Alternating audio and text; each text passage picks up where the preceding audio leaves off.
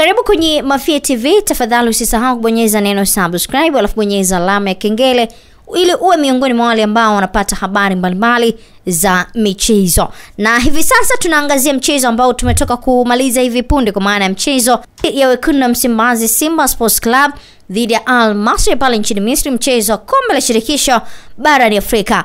Wakati Simba wakienda na kauli yao ya hii tunavuka, wakiwa wamealika viongozi mbalimbali pamoja na watu mashuhuri kuja kuangazia mchezo huo, hatimaye klabu ya wekundu wa Msimbazi imeibuka na ushindi wa bao 4-1 kwa maana penalty 4-1. Wakati huo mchezo uliamuliwa kwa matokeo ya 2-2 ambapo ilikuwa na aggregate ya bao 2-2 kwa maana bao 2 ambazo alizipata Al Masry katika uwanja wa nyumbani. Kisha Simba hii leo kupitia Elie Mpanzu pamoja na Steven Mukwala wakifungia Simba pia goli 2 katika kipindi cha kwanza, ambapo kipindi cha pili mambo yalikuwa magumu kwa vilabu vyote, na tunafahamu kwamba hii leo mvua ilinyesha kubwa jijini Dar es Salaam na kusababisha hali ya uwanja kutokuwa na mazingira mazuri zaidi, lakini mchezo ulimalizika kwa Simba kwenda hatua inayofuata kwa maana nusu finali. Tumeangazia ubora wa wachezaji mbalimbali kwa maana ya kuanzia benchi la ufundi mpaka wachezaji waliokuwa ndani ya uwanja. Tumeona uwezo wa Pinpin Kamara, lakini nimeutazama mchezo kwa dakika 90,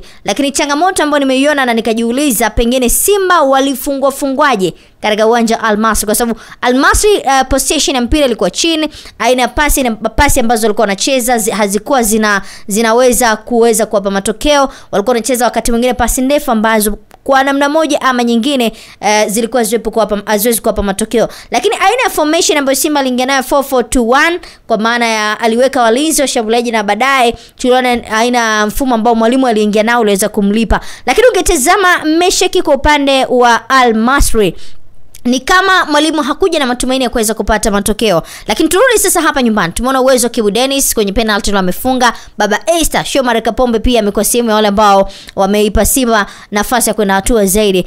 Ukitazama uwezo wa mchezaji mmoja, Lol Ateba amebaki nje, ameingia Steven Mukwala, lakini pia tumeona uwezo wa Kibu Dennis na baadhi ya wachezaji.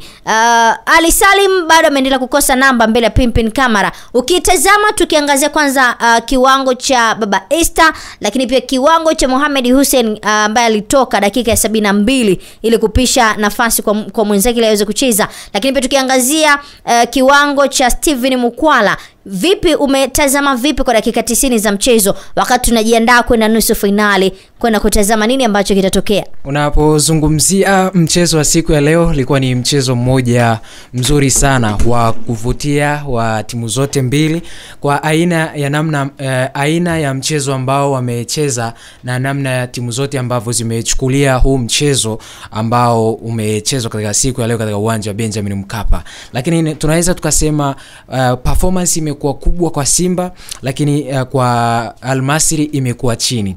Pengine ni ubora ambao Simba amekuja nao na aina ya kiwanja, pengine Simba wamezoea sana kucheza katika uwanja wa aina ile, lakini uwanja kuwa katika kutokuwa katika hali nzuri haijaondoa ladha ya mchezo wenyewe, haijaondoa ladha ya kile ambacho tulikuwa tunatazamia kukiona. Leo tukianza kuangalia mchezaji mmoja wa kikosi cha Simba, unaona Simba walikuwa wana uhitaji mkubwa sana wa matokeo katika mchezo wa siku ya leo. Pengine ni kutokana na aina ya matokeo ambayo waliyapata kule Misri ya kufungwa goli 2-0. Sasa leo kimwangalia Shomari Kapombe amekuwa nyota wa mchezo, man of the match, moja mchezaji ambaye ameonyesha kiwango cha hali ya juu, ubora wa hali ya juu.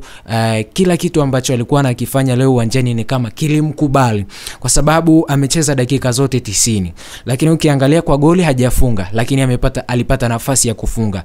Ni mchezaji ambaye ametoa assist ya goli ambalo lilipatikana la Simba. Lakini vile vile ukija ukiangalia data zinaonyesha namna gani ambavyo amekuwa na uchezaji bora. Katika pasi ambazo amepiga 43 ambazo zimetoka katika miguu yake yote miwili, pasi ambazo zimekuwa successful ni pasi 33. Maana yake amekuwa na wastani wa 77% wa kupiga pasi ambazo ni za mafanikio ndani ya kikosi cha Simba. Nafasi ambazo ametengeneza yani nafasi ambazo wametengeneza, greatest chance ni nafasi 5 ambazo ni nafasi adimu sana ndani ya kikosi cha Simba, pengine hazikutumika ikiwa ni pamoja na nafasi ambayo mwenyewe alitengenezewa. Lakini total shots ambazo amepiga total shots 2, lakini shot unaweza kusema shot on target hakuwa nayo, yani shots ambayo imefika. Lakini block shots ambazo amepiga ni mchezaji ambaye amepiga nyingi. Lakini ukirejea kwa amegusa mpira mara nyingi, touch amegusa mpira mara 93 katika dakika 90 ambazo amecheza. Kwenye box la mpinzani amegusa mpira mara 5. Yani unaona ni mchezaji ambaye amekuwa na kiwango cha hali ya juu, ni mchezaji ambaye amekuwa na ubora wa hali ya juu. Hata ukiangalia kwenye aina ya cross ambazo amepiga, long ball ambazo amepiga, ni kwa nini leo tunasema ni man of the match. Amekuwa man of the match kwa sababu ya hivi vitu ambavyo tunaviangalia, ubora ambao alikuwa nao, quality ambayo alikuwa nayo ya hali ya juu. Yani ubora ambao alikuwa nao ndio ambao umechangia kuonekana kwamba yeye ni bora katika mchezo wa siku ya leo. Shomari Kapombe, moja ya mchezaji ambaye ni bora sana kwenye tackling ambazo amecheza tackling 3, lakini 2 ndizo ambazo amewini, amekosa moja. 67% kwenye zile 100%. Kwa hiyo ndio maana tunasema mchezaji amekuwa man of the match, amekuwa bora katika mchezo wa siku ya leo, licha ya kwamba watu hawajaona macho mengi, hawajatupilia kwake, lakini ni moja ya bora ya mchezaji ambaye tumeshuhudia na tumemuona katika siku ya jana. Ukienda kwa Kibu Dennis, performance ambayo amekuwa nayo, ukienda dakika 90 ambazo amecheza,